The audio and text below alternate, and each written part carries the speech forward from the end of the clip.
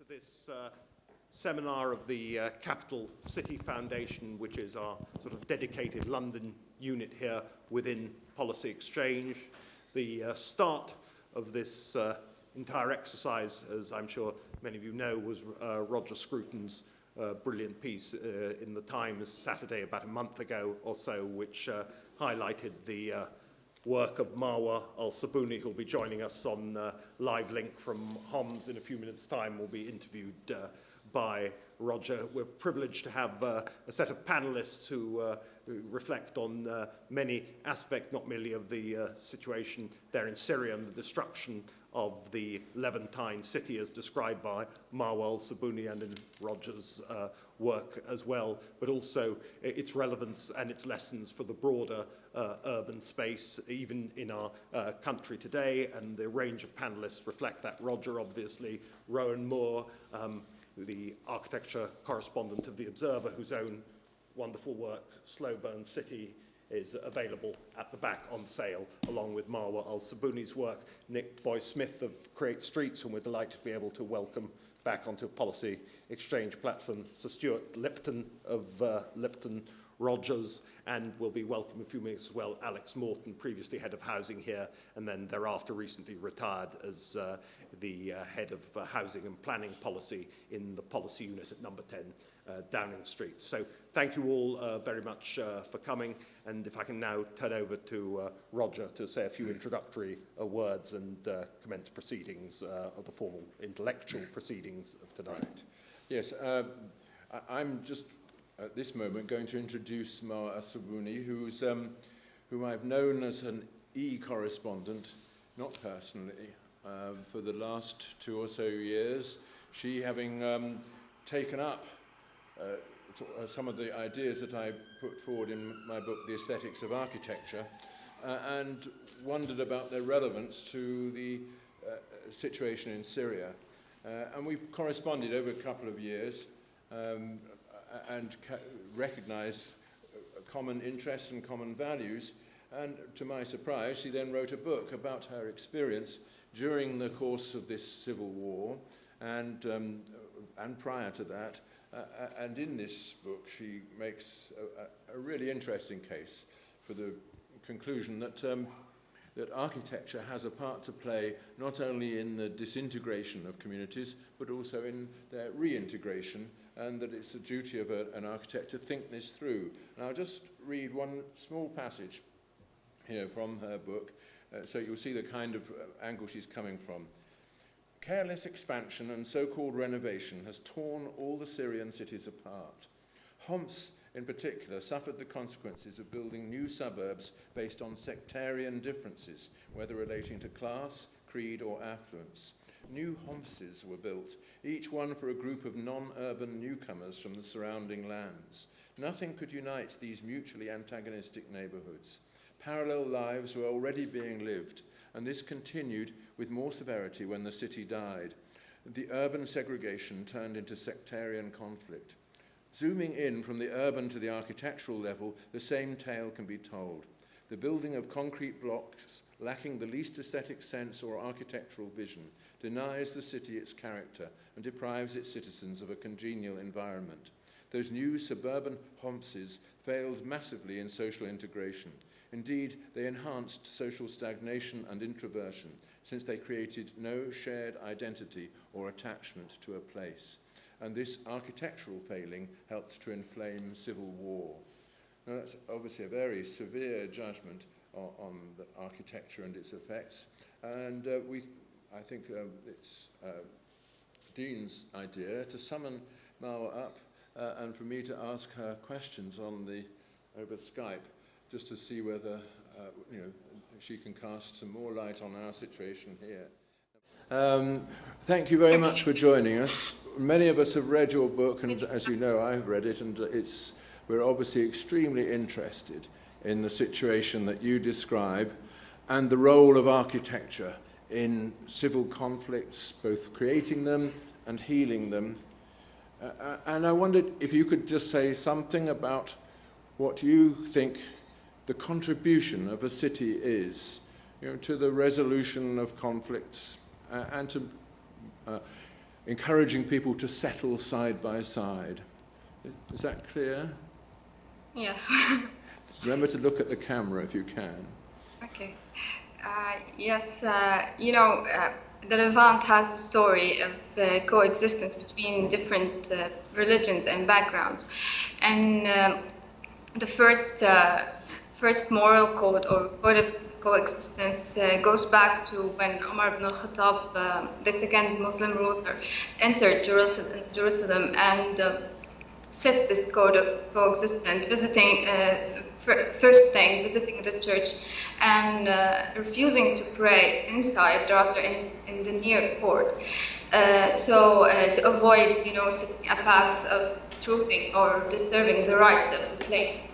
Then going off to the Jewish sacred site, where the site was neglected. So Omar cleaned up the place himself. Why this laid the very first foundation of the coexistence between the different religions, and setting the principle whereas the city contains spaces that are sacred to other religions and should be respected as such. So, yeah, I think it's a very interesting observation that a city is a place of sacred places within it, sacred precincts, and the idea that you respect them regardless of the religion that created them is obviously a wonderful accomplishment. And do you think that is special to the Ottoman idea later, also to the Levantine city rather? Yeah, this idiom has been perpetuated through built environment up until the Ottoman period, where you can see it in our cities, the remains of our cities. For example, the old Homs in old Damascus, old Aleppo. I'll speak for my city, where old Homs had churches and mosques built just back to back, and sometimes shared parts, interwoven inside the urban fabric. So it's not it's not set outside of the urban fabric. Rather, it's interwoven with it, and it's present right there in the built environment and the consciousness of the people there. That idea of the urban fabric is to me really important. And can you say a bit more about how mosque and church are connected and how people connect with each other, for instance, in markets and so on? Yes, this is something that I argue in my book, that the fabric of the city, the urban fabric, was made of three main things. I think the religious aspect, where sacred places like mosques and churches are built within the urban fabric and with right among people, with not in a way to suggest ostentation. It's not ostentatious. Rather, it's another building next to their homes. They live with it. And the souk, where, for example, in the old cities that we had, the souk, where it was a place for people to come and to share, live and work with each other, and they shared also a moral code inside the configuration of the place, where even the principle that the shops are arranged in a certain way, and this souk where people have they have this idiom of consensus, and they know they have to live with each other and to work with each other. Now that's a really interesting thought, because most of us who visit a Middle Eastern town are impressed by the souk, because everything there has to fit in, doesn't it? Not just aesthetically, but morally, so to speak. Yes. Carry on. Sorry. Yes, these observations, I've learned from your book, The Aesthetic of Architecture, about what you are saying about aesthetically and morally, the architectural details that give people pleasure, and the morals that are embedded in every detail in the built environment, and the life that was shared inside such places as the souk. Yeah. Has exhibited this, but from what I argue in my book is these places are important because they had given people identity, a sense of identity. People have found themselves there, and they felt that this is their accomplishment, and for this accomplishment they are proud to belong, and they agree to share. Yeah. So this is why these places are very important. One last question. How do you think architects should respond to the situation now in your country? Have you got any clear advice? Yes, I think, the ready-made answer would be integrating present with the past, but I think that we are the past of the people who are coming afterwards, and the people who were in the past also were the present of people before. So I think we should learn from earlier experiences, but to learn, what was important. We should ask ourselves as architects, what was important in those places, why certain things have been done in certain ways, and most importantly, if we will learn something from the past, is that the governor or the government were, they were the responsible people for the urban environment, and the architect was only a servant for the citizens. Rather, now the architect is acting as a star, as a creator, and that should be, I think, turned out. Yes. That's a very good point on which to end. Thank you very much, Marwa. We will now continue the discussion among ourselves, and thank you. Thank you. I mean, that last observation is so relevant that, essentially architects should be servants, but have taken it upon themselves to be leaders and controllers of our environment. And I think, the Levantine city, as it was recorded by Edward Lear and people like that, was so much an organic outgrowth of the settlement of people side by side, as Marwa was saying. And I wonder, whether that can ever be recaptured there. But even if it can't be, I think that we need to learn from that too. But let's go on with it. Rowan. And that is the definition of a hard act to follow. Just an amazing person in an extraordinary and terrible situation. We'll come back to this, but I don't. We all know what we mean by these sort of arrogant, egocentric architects, but I know an awful lot of architects who are extremely serious and dedicated and committed to what they do, and are very badly rewarded for it. So I kind of take exception to that, and I'd like to discuss that further. This is a very kind of interesting yoking of Holmes and London this evening, which is, on the face of it, not a very likely comparison. However, there was something that struck me in Marwa's book, where she said that Holmes was this kind of organism that worked well, and then it fell apart, among other things, because of the pressure of expansion, which was sort of added to the existing fabric in a way in which didn't work with the existing fabric. And that probably is something of relevance to London, because I think London is a city that has an amazing quality of absorbing people. I mean, I think the ideal of London, and indeed of all cities, is it should be a place where absolutely anybody can find their niche, form their identity, have the opportunity to make a life, a home, a career, a job, a business, whatever they want to do.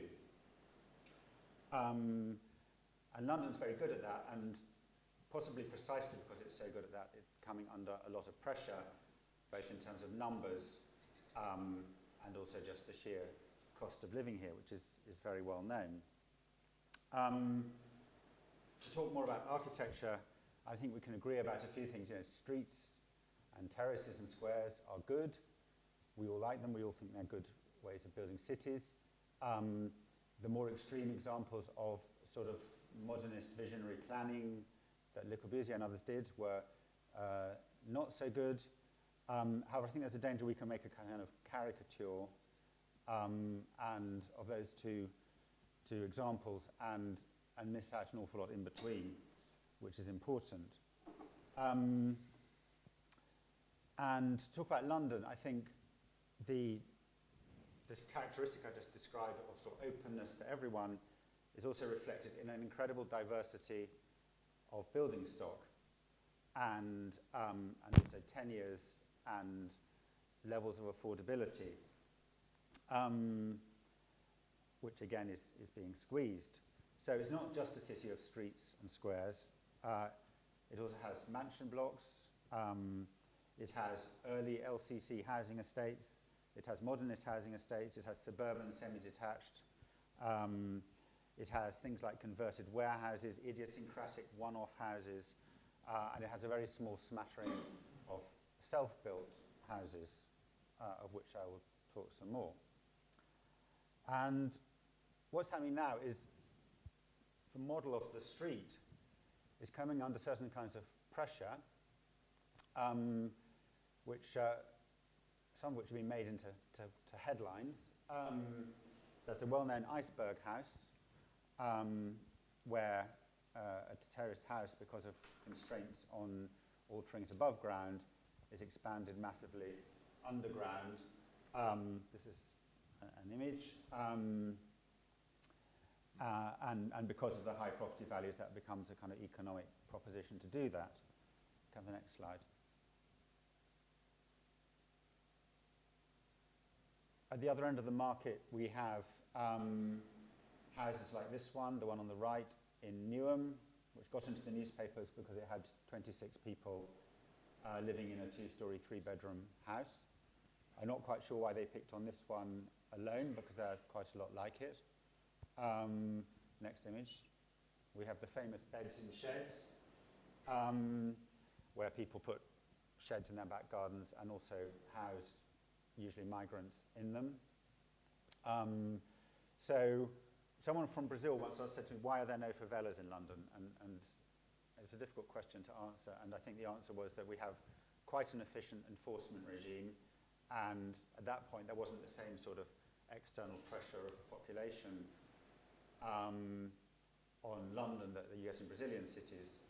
That's now changing, and we are getting favelas, but they're kind of hidden favelas. If you want to talk about, next, the sort of urbanistic threat to London now, I don't think it's from kind of Corbusian modernism. That's sort of long gone. Nobody's trying to build ville radieurs anymore.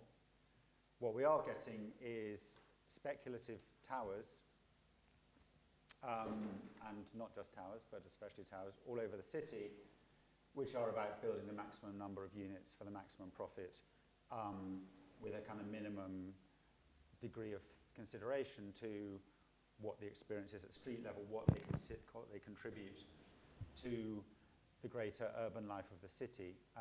This is a tower in City Road, and there's this kind of vestigial gesture of public space at the bottom with a lot of metal bollards, and I don't think that's a really adequate way of making a city. Next image. That's Strata SE1 in Elephant and Castle. Again, there's a very kind of vestigial, empty attempt to sort of make a public space around it. It doesn't feel to me like a piece of city where kind of real interactions can happen. Next image. As I say, I think we need to remember that there's a huge range of building stock in London, And it's not always a case of streets good, modernist estates bad.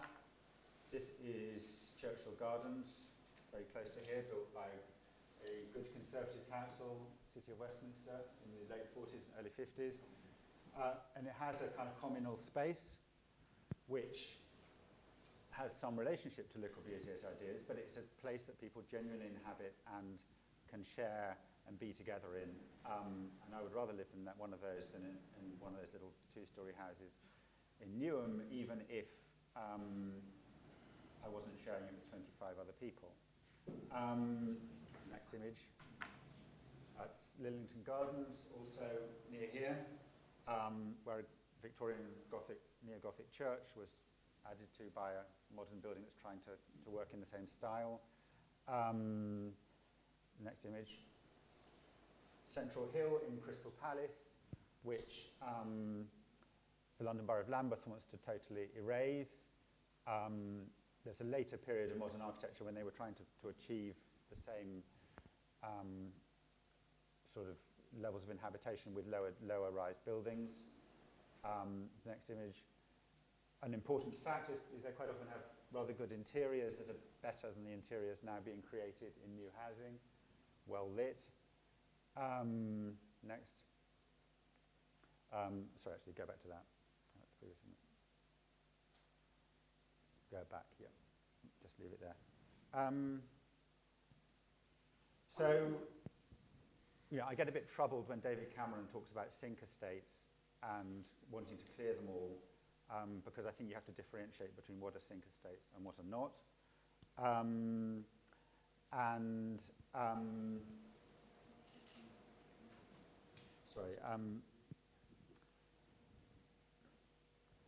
Total mental blanking. But it's partly a question of the fact that these things were well designed, but also a factor of the fact that people have lived there for 40, 50 years. And when people live in a place for a long time, a culture grows up, people form connections. And I think there's some danger of making the same mistake that was made when Victorian terraces were swept away and seen as sort of automatically terrible things. And I think there's some danger we're going to make the same mistake in reverse. I've probably said enough for now. I have some ideas that are in my book, which I might get the opportunity to discuss later, about what we can actually do at this point. But I would just like to end up with one idea, which is Selfbuild, which came out at the end of the 1970s and early 80s. The architect Walter Siegel came up with a concept whereby people could build their own houses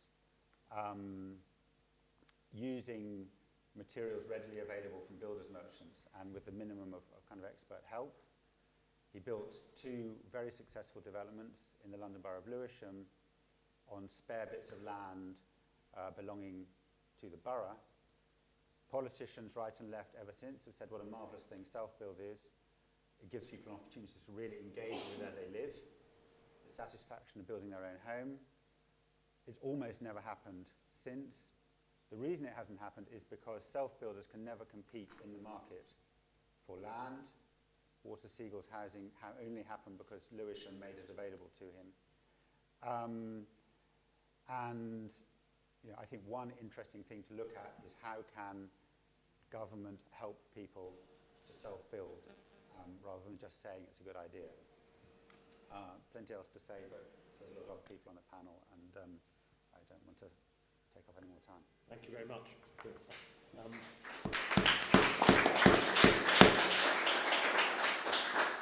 think since there's no particular running order now, but since Alex Morton, when he was at number 10, addressed questions of communities and integration as well as on your regular brief, I think also since you obviously played a part in reviving the self-build debate when you were here at Policy Exchange, but also obviously the references that Rowan made to sink estates. Perhaps it's we go to you for an alternative perspective. So I'll restrict myself. Can everyone hear me? Yeah. I'll restrict myself to 2 areas. So this is a debate that you could just range for hours. And those will be estate regeneration and custom and self-build. And I'll do the bit that I think that I will agree with most.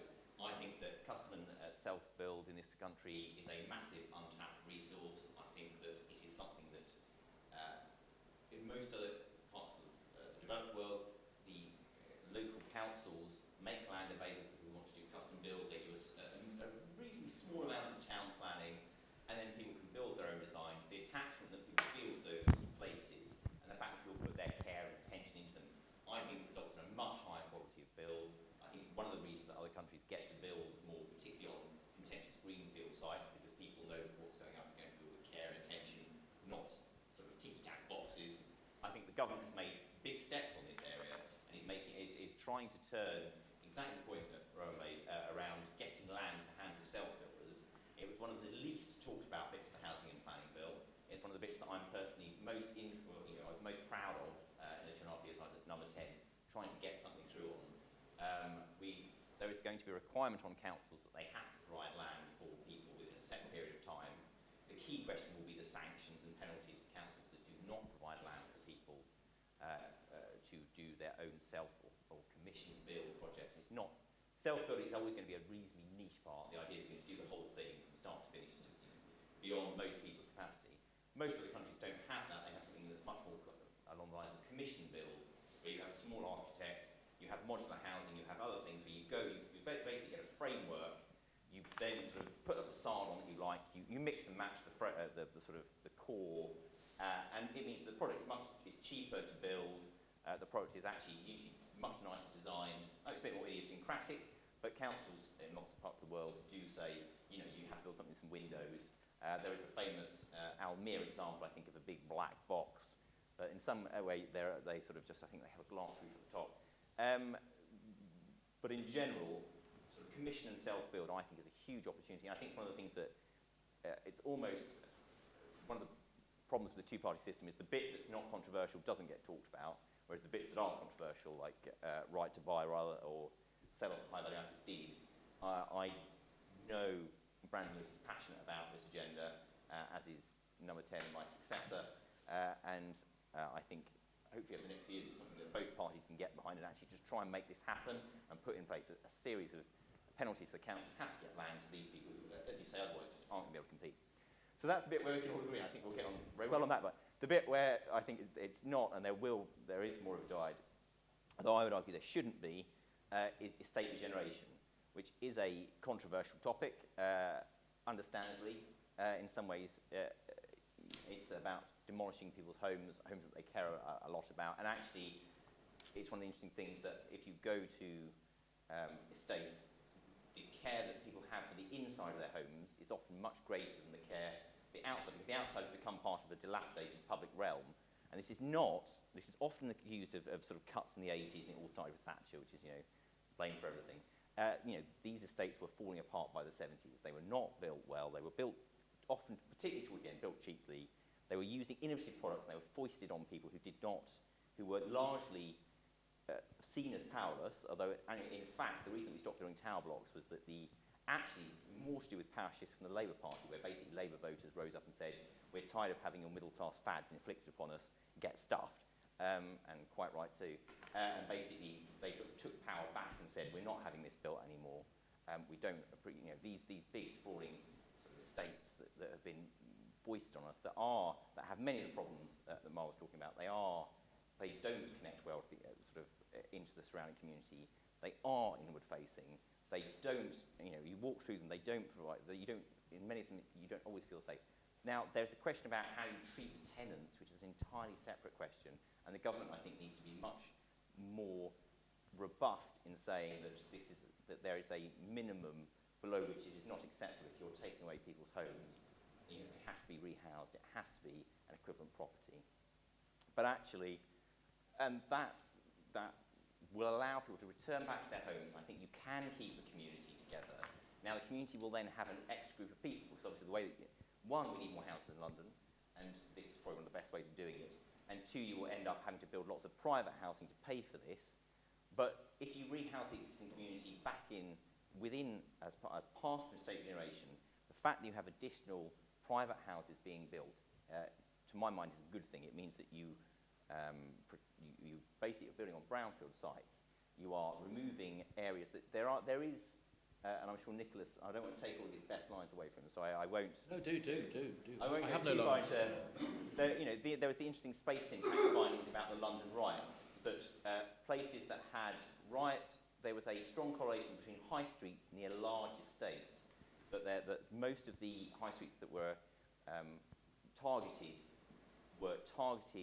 by, to some extent, people coming from large nearby estates, because in those estates where you don't have private gardens, they aren't very safe, gangs do form more easily. This is not a deterministic argument. Just because you grow up in a sort of big slab estate somewhere in South London, you are not going to necessarily join a gang.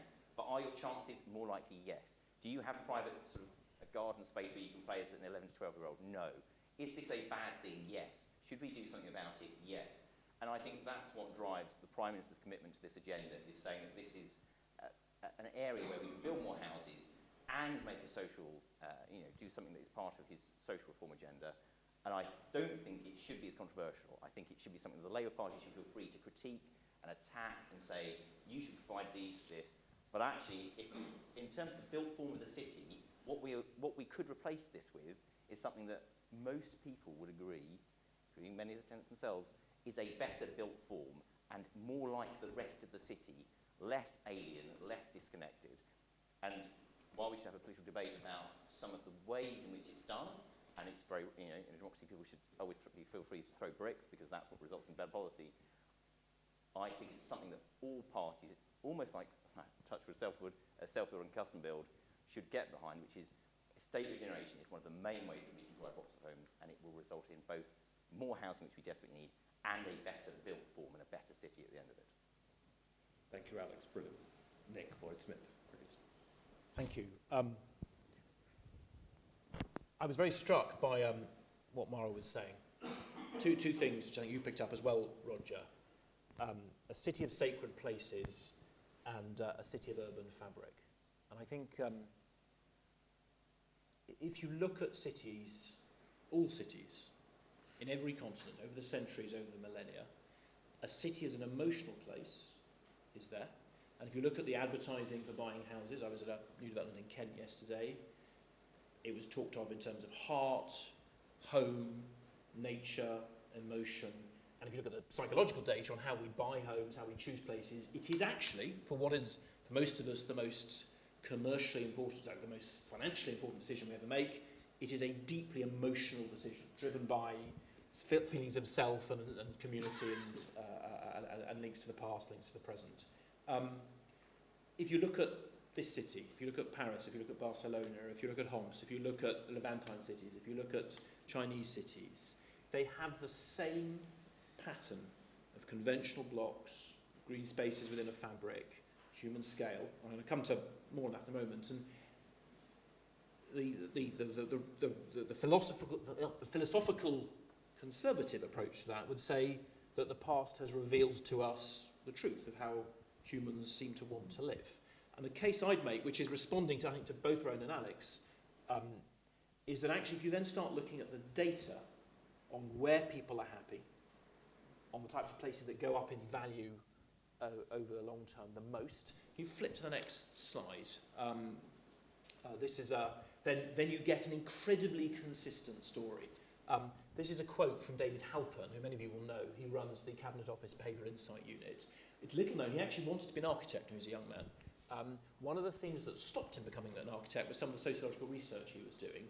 And there's one famous piece of research, it's famous to me, and so people have to listen to me too much, where he was actually researching what impact repeated exposure to the same image has on your perception of it.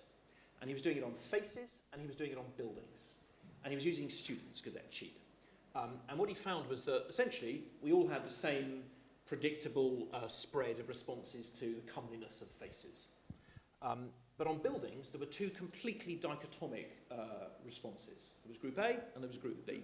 And Group A's favourite two buildings were Buildings 1 and Buildings 2, and Group B's were Buildings Z and Buildings H. And their least favourite buildings were the opposite. They were polar opposite groups. One of those groups was all the architectural students, and the other group was everyone else. And he also found, it's on page 162 of Better Bricks, or Mental Health and Built Environment. He also found that the longer students had been architecture students, the more disconnected they were with the rest of the student population. So data, what people think and why they think it and where they're happy, we need to bring into this debate far more strongly than I think we have to date. The good news is there is a data revolution happening at the moment, as Policy Exchange and others are responding to. The ease, the cheapness, the speed with which we can get information on where people have to come. The next slide, please, is exploding. We see, I mean, we're now working, so I should say I run a very small social enterprise called Create Streets. The way we make what modest money we do make is by working with councils and with community groups, actually on urban design and community planning. But we find some of these same meaningless phrases, sustainable development, walkable development, open space, innovative design, I mean, I was at a thing today, everyone was talking about placemaking the design. They never actually defined it. There was no empiricism as to why that was the case. People don't talk about beauty, they don't talk about popularity, they don't talk about hard data about where people are happy, where they know their neighbours better. Can I have the next slide, please?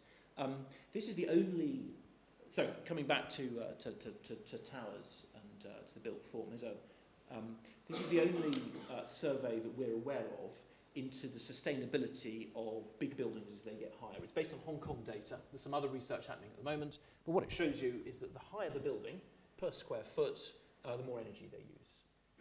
To the best of my knowledge, other than the stuff we've written, this survey hasn't been used once in the debate on what we should be building in London. All sorts of people will tell you that towers are sustainable, but this doesn't come into it. There is one piece of similar research done by the LSE, which was done, oh, we've lost that. Can I have that slide back at some stage? Sorry, I'm old-fashioned like that, I apologise. Done by the LSE, which was done on modelled data. So it wasn't actually observed energy usage, it was just modelled. That's used to make the case for towers, but it's an irrelevant data point. I think that the next slide, which will hopefully magically appear in a moment, it's a lovely picture of Shakespeare Tower in the Barbican Centre. The service charges of Shakespeare Tower and Barbican Centre are, I think it's £8,800 per year, maybe 8,000, I forget. The slide will reveal how true I'm being on that. Can you just have the next slide, please? No, we can't have the next slide. There we are. Back one more. Brilliant. No, not one more. Well, anyway, it doesn't matter. Well, the slide that you've missed, that the computer doesn't want to give you. No, just trust it. We're all over the place here. No, go back to the slide we were on before. So I'm going to come and do it because it will make my function. There it is. There it is. Brilliant. You're stood down, but thank you very much indeed. So the service charge of living in that is £8,000 per year.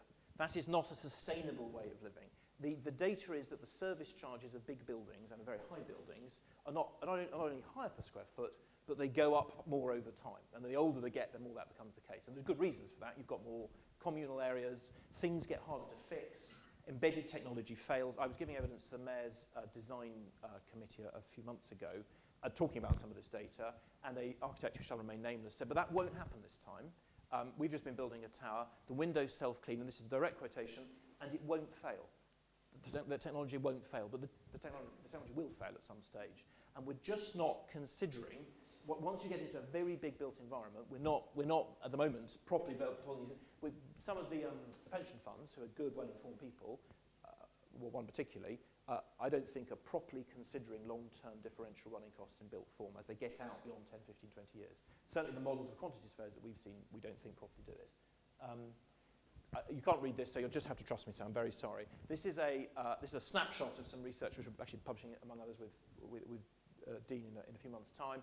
This is an academic literature review we've done based on taking further some work of Professor Robert Gifford in Vancouver, looking at correlations between well-being and living in very big buildings. And 78% of the peer-reviewed research we can find shows that when you live in a very big building, particularly if you've got family in there, you tend to have less good well-being outcomes. Children tend to do less well. People critically know fewer of their neighbours. That's one of the key ones that comes out. It's worth caveating. Quite a lot of this research is quite old. I don't think, but this is all peer-reviewed, so it's all adjusted. So it's not comparing bankers and binmen. It's all either comparable groups such as first-year students, where often you get good comparable data. So the argument, let's come back to London for a moment. At the moment, the London we're building, despite some very good things in the Mayor's Design Guide, perforce, due to a very historically and internationally comparatively strange planning system, and due to sky-high land values, we're building bigger and bulkier, and we would argue far less well correlated with good well-being outcomes, or indeed with popularity, which just decreases support for development. I'm going to move over that. Two or three quick points, then I promise I will be quiet. One of the things that we encounter very frequently in our arguments with architects and landscape architects is that greenery is good for you, which is true. Greenery is good for you. We all like to look out on trees and on lawns. One of the fantastic pieces of research that was first done on this was done in 1980, doesn't say, I think it was 1983, where they was a brilliant piece of social research where they, I apologise, this was done for a smaller audience, and it's just been retrofitted into this room in a few seconds before we started, but was looking at how patients in 2 different wards got better. And it was done with enough patients where they could get sufficient number of patients with comparable situations, comparable health conditions, and comparable like health backgrounds. 2 wards, one of which looked out on a brick wall and one of which looked out on rolling parkland or the like. And the comparable patients in the second ward got better faster and more profoundly than in the first. So there is good data that greenery is good, but there's also good data that greenery can be scary if it's not well policed, if it's not well managed. There is also data that in order to have a well-being impact on you, you need to see it, you need to walk through it. It needs to be something that impinges on your daily life. So the case that starts emerging, we'd argue, from all of the data, and I'm not going to go through more of it now, I probably don't have time, is that a conventional built form, an urban fabric, streets, squares, small communal, well-overlooked squares, small private gardens, which you actually get to use, living at human scale, which can get to incredibly high density. You can get up to about 250 units per hectare on a conventional historic urban form. You can't do that with current planning and housing regulations, but you can historically, is off the scale clear, better correlated with more support for building and with better wellbeing outcomes. One more point, if I may, I'm going to jump over this, which is about beauty. I often, when I'm talking to architects, that's not fair, just architects, planners and some developers, toes coil at the word beauty. Subjective, what does beauty mean? That's what your beauty and my beauty are different. No. Beauty is incredibly predictable, and aesthetic attraction of built form and other things is actually well correlated with satisfaction with where you live. This up here is, and there's been subsequent work done since, it was done by an Israeli academic in the US. The blue spots, I think this is the right way around, the blue spots are where people report feeling good about where they are, and the red spots are where they report feeling bad about where they are. Most people's responses are incredibly predictable, and this has been properly regression analysed, and their social background, their age, their sex doesn't determine it. It is the place that is the key determinant of people's response to it, and there's been more recent research on this as well. But then the fascinating thing is, I forget if I have a slide on this or not. I apologise, it's in another poor slide, I'm sorry, sir, is that in recent research done, how much people like the attraction of where they live is one of the most highly correlated things with how much they like where they live and how satisfied they are with large elements of their lives. So what architects, what town planners do, the city that we build is incredibly important in actually people's life satisfaction. It is not a secondary or tertiary factor. And we would argue in Create Streets and that this is the right way for London to go. I'll jump over that.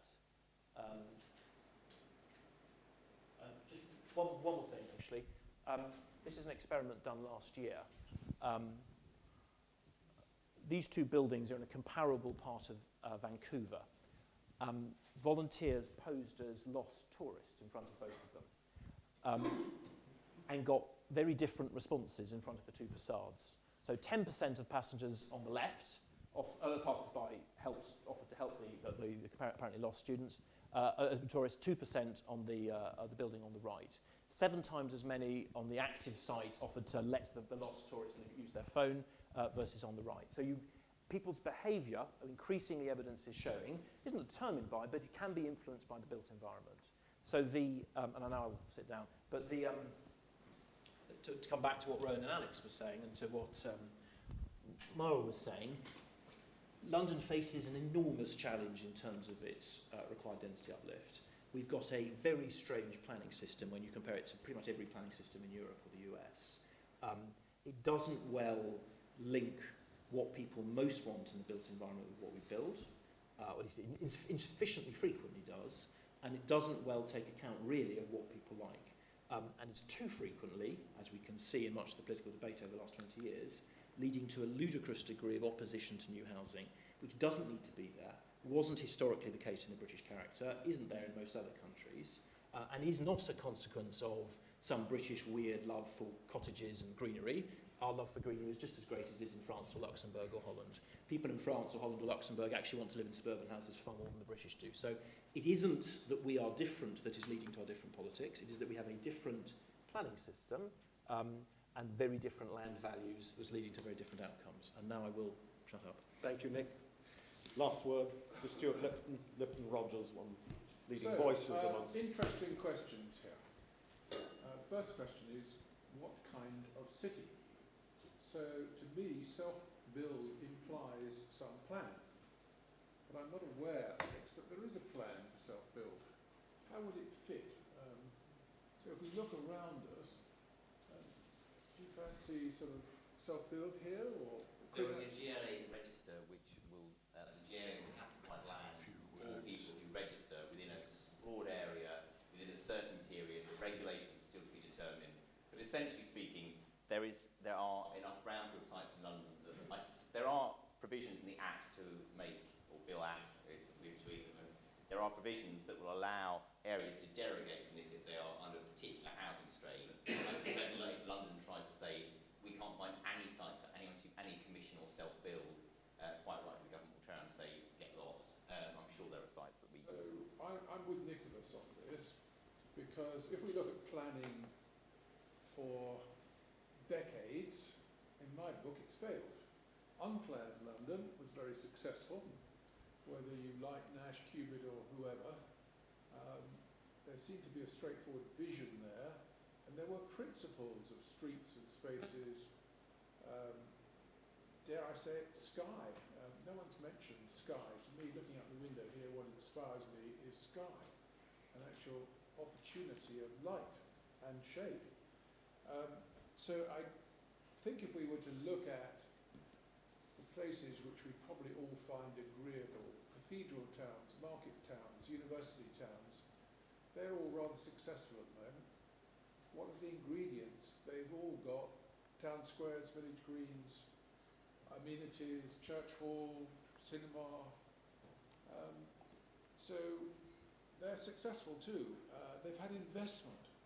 High streets have had no investment for decades. So is it any wonder that Mary Porthouse wanders around trying to sort of revive poor traders? I don't know. She might be better with a sort of a tank of oxygen, pumping it in and trying to keep them alive. I don't quite know how many of these things are done, but shouldn't we start on London with thinking how to involve the community? Because it's been disenfranchised, and the more planning rules we get, I don't know if you might agree, Nicholas, the more we get, the sort of worse it gets. They're all well-intentioned, but they've actually done nothing. You might like towers or not like towers. Personally, towers, to my mind, actually are demonstrating our lack of ability to find a way of buying a home. If we're to be aged 36 on average before we can actually buy anywhere, is it important? Does it matter? I don't think it actually does. I often wonder if governments of both colours have thought more important to keep up values so that 80% of the population are happy than worry about the other 20% who are never going to have a home. It does appear that way, because if it hadn't been that way, people would have done something about it. It hasn't been important. And suddenly it is important. So we could produce better. We could produce a system where we demolished all the sink estates. Alex, I've spent 18 months in Tottenham.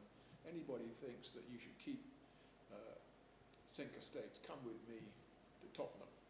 And you will find absolutely appalling conditions. The interiors I found in many estates remarkably poor, the aspiration of people, forgotten people, people who are sort of in the too difficult class because for decades they've just been left. And as a result, their health, their education, their crime just becomes standard. I have a different version, Alex, of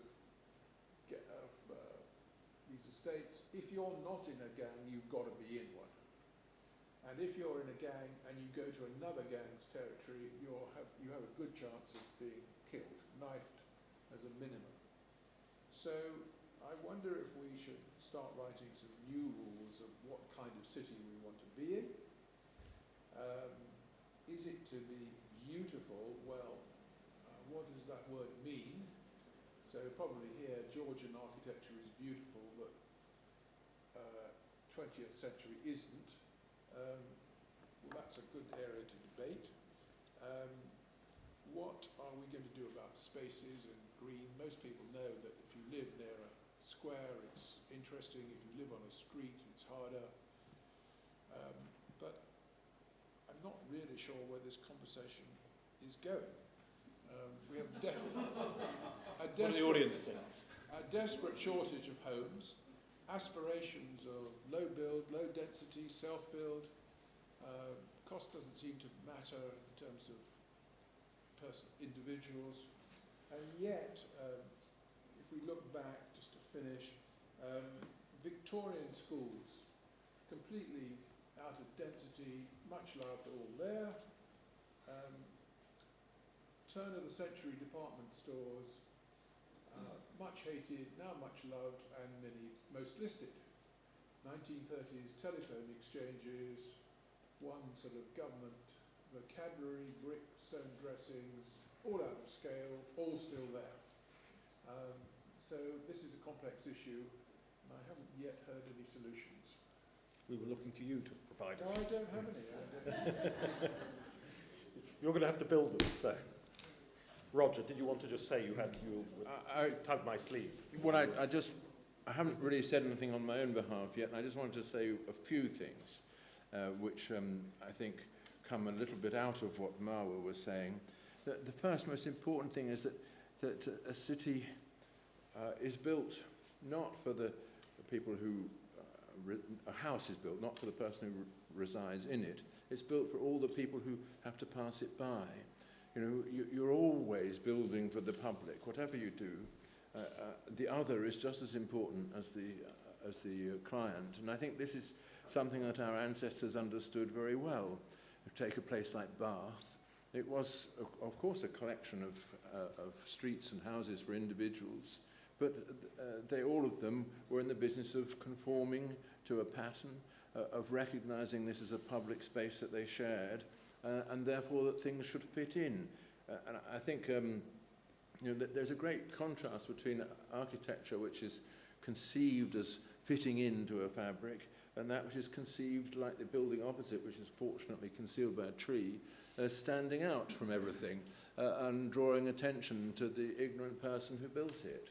You know, and I think this contrast is absolutely fundamental to the way we experience buildings. It's what underpins Nicholas's empirical data.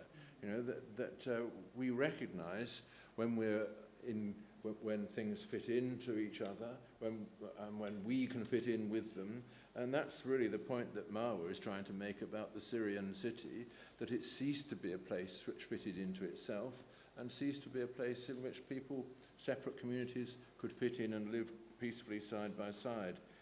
And I believe that that ultimately it is things like a shared grammar, detail, light and shade and mouldings, the thing that makes this building fit in to its surroundings, but that building opposite not. And that's the thing that matters. And once you get that right, it doesn't matter how dense the building is. Thank you. Any questions? Lady there at the back, just give your name and organisation, please. Catherine Drayson from the Greater London Authority.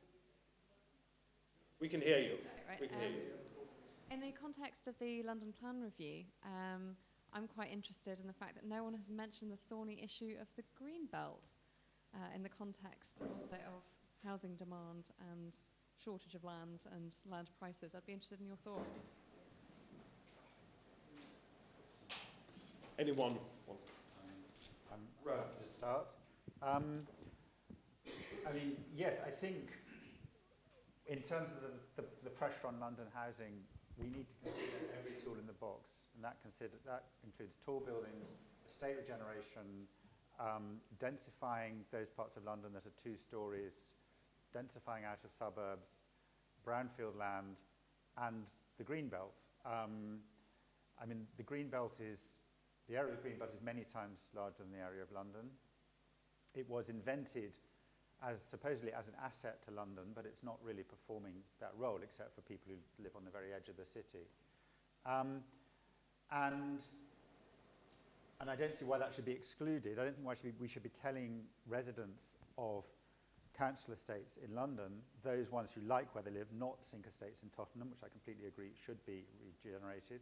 But I don't think we should be telling people in council estates in London who like where they live, I'm sorry, you've got to move out because we're rebuilding you, we're densifying your neighbourhood, and at the same time be completely afraid of any kind of development in the greenbelt. Or equally, when a tower, this literally happens, when a very tall tower is proposed on the Thames of luxury housing, the argument is used, we need to do this so we don't build on the greenbelt. Frankly, I think wrecking the scenery on the Thames is a more serious issue than affecting a field that may not be very special in Surrey. I mean, I grew up in Sussex, outside the green belt, but I care about the countryside. But what all these options need is, they actually do need planning and design. We can argue about what good design and what good planning are, but building on the green belt can be sprawl or it can be a garden city. A tower can be a landmark or it can be an eyesore. Density can be overcrowding or it can be vibrancy.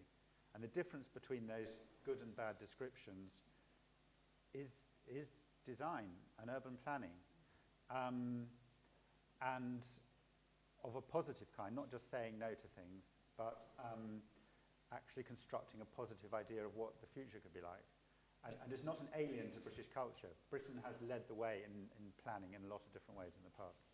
Let's add one. I mean, I agree with the point that all the tools in the kit bag need to be used, but I think it's incredibly instructive that both of the 2 front runners to become Mayor of London felt that it was politically ineluctable to say no building on the green belt. So I think it's too easy to criticise the new mayor that didn't become mayor for saying that, and the right answer is to change the politics. And from our analysis, there are 2 ways to do that. So this isn't a quick win. We should get to that point, but it's very hard to do that right now. But one is by making new development more popular, and the other is by changing the way in which people engage with the planning and design and development system. Based on the work that we're doing, I think it is too easy to turn for consultation to be an ersatz faked post hoc exercise that leads to embedded and justifiable public cynicism. I'm not saying all developers do that, there's some very good ones, but enough don't to justify that cynicism. So it's about the confidence in the quality of what will get built. 2, it's the confidence in the quality of the process. And certainly based on our polling, which I didn't have time to talk to, in brownfield sites off the scale, I think it is harder on greenfield sites. If people have confidence about the quality and the urban fabric and the historical reference and the detailing and the look and the form and the behaviour of new builds, you can double their propensity to support it and halve the resistance. Interesting, just one example, we're currently working with a neighbourhood forum in Camden. I should probably say, scratch from the record where it was, a neighbourhood forum in London. I think it'd be fair to say, when we started working with them, were very resistant to any new development in their neighbourhood area, full stop, no ifs, no buts. It was a remarkably easy process in one evening with 2 people from Critic Streets and a dozen local residents to turn that into strong support for formally allocating 3 or 4 places in their neighbourhood plan if, and here's the if they could put in some sort of form-based design code which could be ensuring that what got built there fitted in with their bit of London, which is now what is happening. So and I'm not saying that would solve it in the Greenbelt, because I think you've got other greater complexities, but it's to that greater confidence of the quality of the built form is the ultimate answer, but it's not easy to get there. Sorry for... Stuart. Well, we do need a 2020 plan in 2017. Sorry. Because back to the question of what is London going to be like, I personally think that I agree with the comments about using it sparingly, if I could edit it that way. But shouldn't we designate it? Some of it's really important. Shouldn't it be first, second and third grade? Shouldn't we start defining what we really mean by Greenbelt? Because there's so much of it which isn't really green at all. It's just green by history. And secondly, if we are going to use it, shouldn't we insist that the quality of design becomes paramount? That it isn't just a density or a new town, it's something quite extraordinary. So that the values that one puts to using Greenbelt are special, but do include it somewhere in the parameters of the new plan. On the Greenbelt, I think the thing that's interesting about that is the Conservative Manifesto committed us to local control and planning and to protect the Greenbelt. The bit that I think you're not going to get a major push from the centre on this, but I do think there is a space, and a space that was deliberately left in the manifesto for what neighbourhood plans in particular can do on the Greenbelt. Neighbourhood plans are basically parish level planning, and at the moment they cannot reallocate Greenbelt. So you could be a small village in commuting distance of London that wants to build 50 homes, but only under very certain conditions, only if they meet the design criteria and then the local people. I think it's absurd that the neighbourhood plans at this point in time cannot allocate sites within that parish boundary, within that area. I think there would be enough places now, the housing crisis has got to such a point that people would say, in some areas, and it would start to make the rise that the Greenbelt is variable, because it's very hard to explain to people. It's easy for people to conceptualise the Greenbelt as variable quality, but then saying that you're going to control over who design it, who gets to decide what is that quality. It's going to be a planning bureaucrat who will get up a train for an hour and then go report back to London. It's always going to be politically difficult. Neighbourhood plans should be able to allocate land in the Greenbelt, and I think there will be places where the parishes will say, none of our children can afford houses. Let's build a small amount of attractive housing, and that's something the government should, given that we've now got the neighbourhood planning and infrastructure bill, revisit. There was a discussion about it last year, and I think it's something that they should return to. Roger. Sorry. All I would do is endorse what Nick said, that all these oppositions to building in the Greenbelt and building in beautiful places in the countryside and so on, they would all go away if people didn't fear what was going to be built.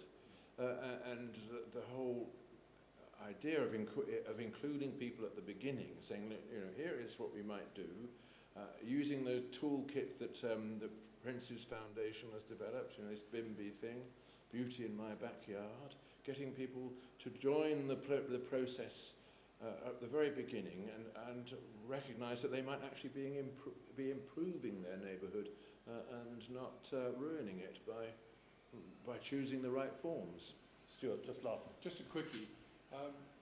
If we separated the redesignation of Greenbelt in planning terms from design and had 2 stages, we could have at least a chance of dealing with quality. At the moment, along comes house builder Fred, presents a very sexy drawing, and when the reality turns up, it's awful. Why not separate them? Thank you. 2 more questions, if I may. Lady there at the front. Name and organisation. Thank you very much. But I don't know if I need this. Is it on? Yes. Georgine Thorburn. I am fascinated by this debate, and the key word that has not been mentioned by any of you is the greed factor. And we are up against big amounts of money here.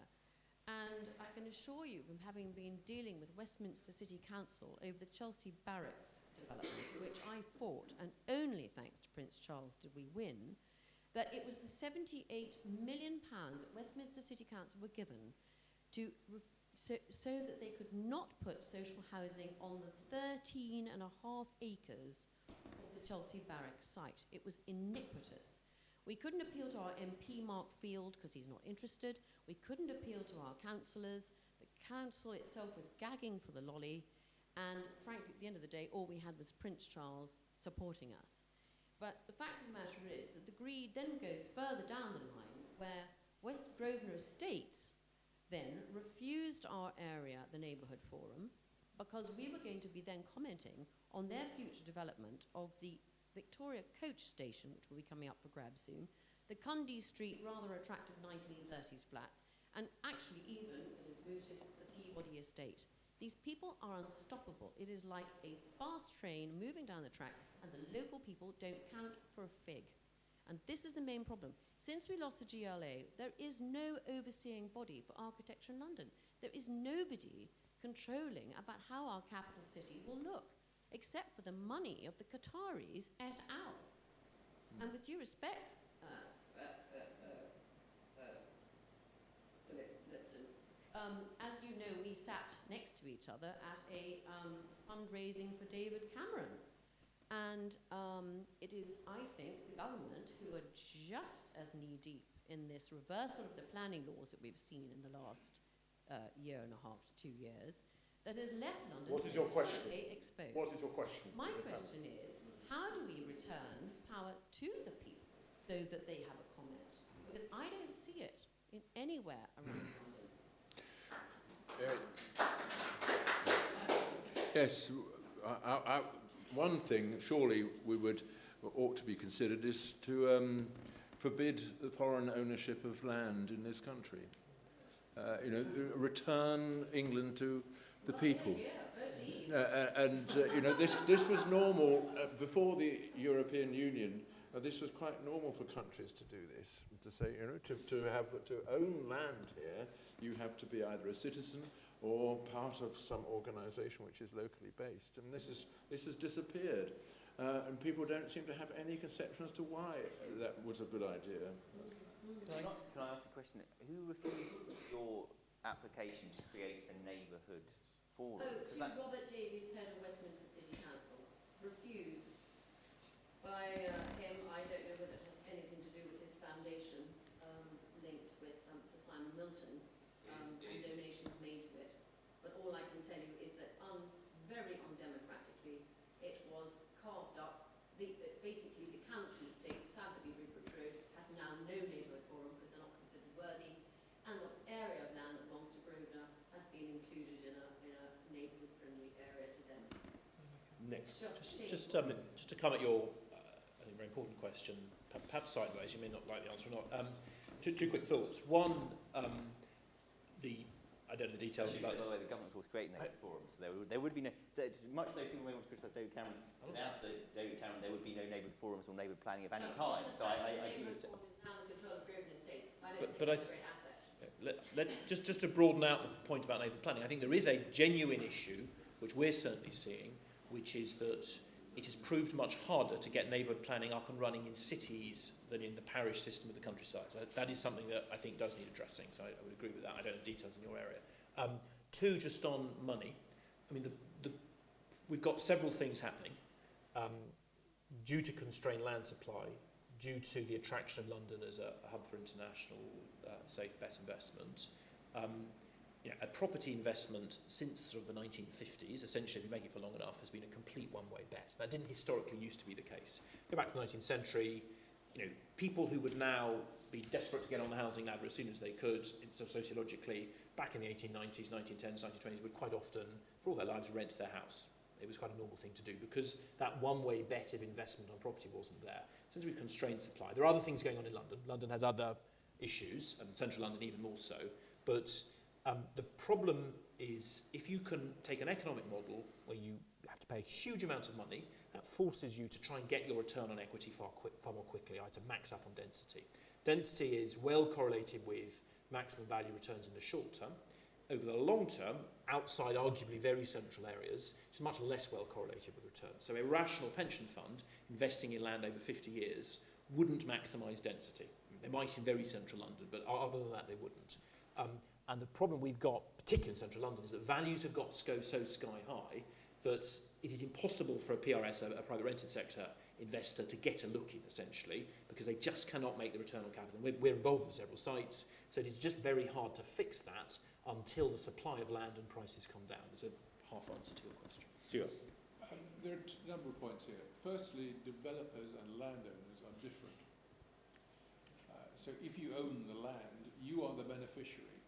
The developer is just, if you like, in a process of building. To support Nicholas's points, if you look at real returns, the numbers are that commercial is minus 2% on a long-term basis in real growth terms, which may be surprising because people think offices are terribly successful, so they're actually unsuccessful. Residential is plus 5 in real terms. Why is that? It's very simple. There just isn't enough of it.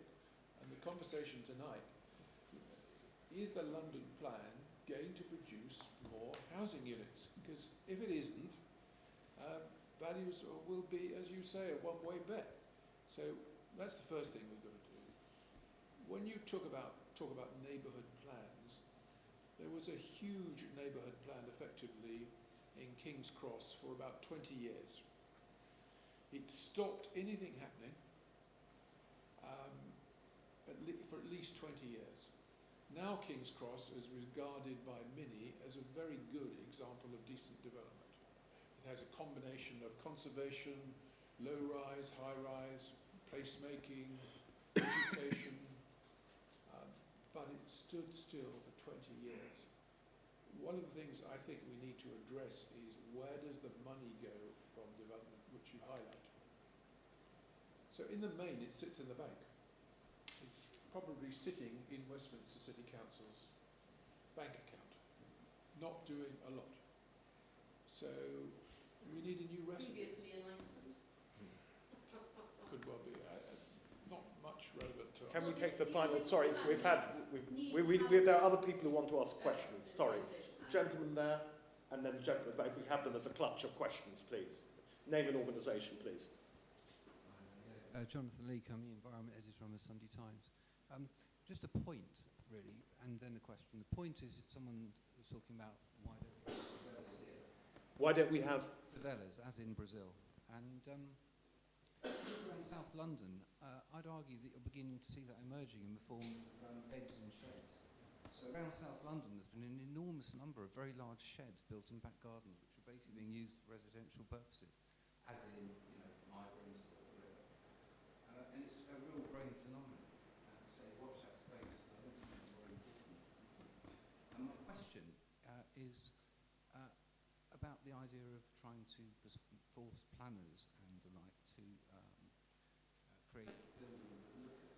And my question is, how do you do that? What would the legislation and the mechanism be that could actually enshrine the idea of incorporating music and aesthetics in buildings? Because I can't imagine quite how you write that and how you impose it and enforce it. one more question at the back there? There was somebody who was, I think, seeking to catch my eye. Name and organisation, please. Stephen Hill. I'm a kind of veteran of estate regeneration, having done rather a lot of them of every conceivable architectural style. But my question is not directly related to that, but we make a presumption that these are fertile places in which we can build more homes and affect urban change. But there are lots of other places which are equally dysfunctional in their own particular way, with urban high streets that have lost their original function. So why don't we look more systematically at all kinds of different kinds of residential mixed use land uses, and think how we can systematically increase capacity. Good. We take it in order. Alex first, and then moving along. So the question about how you get policy to take account of good design is something that I think that debate only began in about 2010. I think Policy Exchange has been influential on that. I think neighbourhood plans and the key point of neighbourhood plans to some extent was referenda. There was a sort of before there was a point where there was just going to be vague consultations. It was the fact there was a vote on them. They the push for getting people to, one, accept that beauty is not subjective. People do not say Angelina Jolie and Brad Pitt are a, subjectively speaking, good-looking couple. They are a good-looking couple. Most people have a similar enough concept of what is good-looking, what is attractive, that there are broad swathes of London that are attractive and broad swathes that are unattractive. However, that argument is resisted at local, national, at so many levels that this is basically a fundamental attempt to try and rewire the planning system to say that what is built should be attractive. And the way to do that is to give more control to local people. And of course, there are huge numbers of vested interests, whether that's planners, developers, and others, who have got used to a totally different system, which is very legalistic, very much about money, very much about hard indicators. And trying to rewire that entire system is difficult. But other countries do have something that's more similar to it. They have much more emphasis on design codes. They have much more local involvement. They don't have a system where you basically have to say it's much more yes or no. It's to some extent, you're getting this much development, where should it go and what should it look like? And I think that's a much more healthy debate around planning to have, because it means you do give much more control to local people. So I think we are sort of moving towards a different system at a speed that's slower than many of us would like, but it is an attempt, and it's partly linked to the housing crisis and the fact that, you know, if you have everyone fighting every single house that's built in this country, you will never get to the number of homes that we need. So I sort of almost watch this space. I think it's one of the most interesting areas of politics and policy, and it will continue to be over the next 10 years. Alex, I chaired Commission for Architecture. I started it with 3 people, and I left it after 6 years. It had 100. Jeremy Hunt abolished it because he couldn't find £3.5 million to keep it going. And government didn't like CABE because it criticised government, and it was a forum for not just architects. There was a minority of architects involved. It was quite a wide forum. But government doesn't like criticism. But part of the problem, the approach that was taken under the government before 2010, and part of it did feed from the policy advice it was getting and the infrastructure that was behind it, was that if we create a series of rules, this will mean good design. So you have a density rule. Everyone should build to this density. You have minimum car spaces. You should not. And actually, it led to, in many ways, some of the weirdest development where it's basically suburbia squashed in, because people still wanted to build particular things. So they were just constrained by lots of rules. And there is, even the built form that we have now is still constrained by lots and lots of rules. So you can't build, you could not build most of the attractive parts of London today because of rules around light, because of rules around overlooking, because of rules around access, and the list goes on and on and on. Now, at the end of it, you've got a perfectly attractive building that most people really want to live in, but because we have had for so long a formalised system, that has mitigated against one thing that people want a planning system for infrastructure, speed of build, and making sure people don't back out. And the third most important thing is that they get to control the feel and look of development. And that is the one thing that the planning system for a long time has just not been interested in. Rowan. I mean, I think the planning system has been interested in look, actually, and it's sort of dealt with it in different ways, not always very successfully. I mean, I think the best kind of visual guidance is the kind of guidance that does set some simple rules that everyone knows what they are, but also allows freedom of variation within it. And for me, one of the best design codes in the world is not specifically a design code, it's the zoning laws in Manhattan that were brought in to stop too much cutting out of daylight from one big building next to another. And superimposed on the grid plan that Manhattan has, it gives the kind of step shape of Manhattan skyscrapers that then made it into the sort of icon that the skyline of Manhattan became. And the great thing about that is it contains an idea of what the city is, what a street is. It has a very simple basis in something tangible, which is light, or tangible is not the right word, but anyway, knowable. But it also has incredible freedom for people to do what they like. So people could do all sorts of different decorative treatments. If somebody wants to come along and cleverly reinvent the codes to do a different kind of building, they could. But there's always a framework.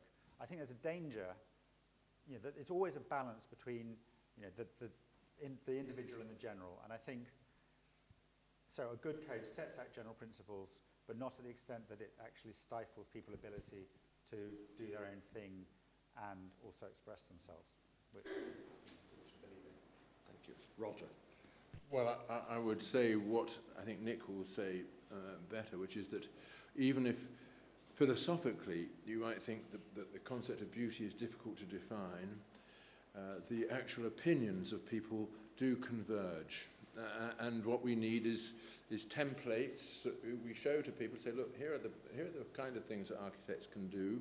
And as Nick has said, his research shows that people's opinions converge naturally on the street, on the alignment of buildings, vertical emphasis, classical detailing, and so on. And those, why not just accept this? That's the best that we have, and we just have to therefore keep people put it before people at the beginning of the process. Here are the possibilities. Choose one. Thank you. Nick. It's a vernacular rather than classical, but the data on what people like is off the scale clear. Just two quick thoughts, I think we've answered at length. I think the image, or the vision we would have for the planning system, say 10, 15 years hence, is one where the politics that underpin it have fundamentally changed. It's far harder to object to the fact of building. It's far easier for communities to have an influence on how it behaves urbanistically and how it looks like. And that, by the way, is how increasingly America does it and how much of the rest of Europe does it. In the German constitution, landowners essentially have a constitutional right to develop as long as they jump through a few hoops. I've read the Code d'Habitation in Paris. There's one in every mayoralty in France. Essentially, I mean, it's not always well done, but in each bit of France there is a definition of what development around here looks like, how far back from the pavement it is, how high it can be, what building types.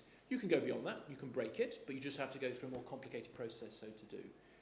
We don't have that distinction, and I think we need to get to that distinction, and I think we need to recognise the fact that democracy on this has either failed or got too shouty, whichever way you want to look at it, and that we need to, thankfully, technology, changes in culture are making it far easier to understand what people want and to feed that constructively into the development control system. So that's where I think we just need to get to. Just very quickly on Stephen's question, which we've all ignored, and I apologise on behalf of the panel for that, Mr. Hill.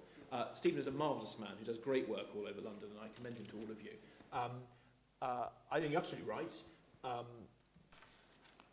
There's an interesting piece of work done some months ago called Superbia by Ben Derbyshire, who runs the architectural firm HTA Design. The problem I think he's faced, because he was saying something similar to you, which is that if you're talking about densifying suburbia, you're right up into the politics. So you need to get to something like that by approaching the less attractive, less loved bits of, say, high streets. We wrote a short paper a month or so back called Create Boulevards, in which we were proposing community-led intensification and beautification not-for-profit companies that find areas where high streets can be taken up, where new apartments can be brought in, that set design codes, that work with TfL. So I think we have to get at things like that. The politics on that are hard, but they can be got at. But we have to unlock that public cynicism rather than just saying we're coming to sort of tarmac over your suburbs, because that ain't going to go down very well in the swing marginals. Stuart. I'd like to look at combining planning and infrastructure. We haven't spoken about infrastructure. A vital ingredient to allow us to define some areas of high density, low density, but to actually look at what can be achieved and also to separate the granting of consent from the design process so that design has a priority. Good. Thank you.